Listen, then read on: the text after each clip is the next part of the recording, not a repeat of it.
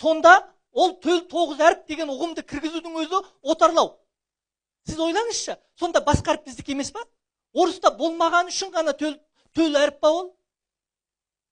Егер ғ деген әріп, әйтпесе ың деген әріп төл әріп десек, онда мына жақта қытайлар мен қырғыздар ренжуі мүмкін. Ың бізде де бар. Сонда а деген әріп орыста болған үшін бізде төл әріп емес па? Неге төл тоғыз әріп? Бірақ өкінішке орай оқулығымыз әлі жүр. Төл тоғыз әріп.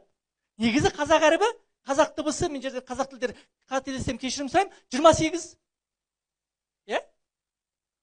Енді қалған 28-ден кірген, ана жағында 42 әріптің қалған 12-14 әрібі кірме әріп деп берілу керек негізі. Отарсыздану жүру үшін оқулықта. Бірақ біз оларды кіргізбейміз да, біз керісінше өзімізге дыбысымыздан орыста болмаған 4-9 әріпті аламыз да, төл әріп деп оқулық жазамыз. Қазақ тілінің оқулығы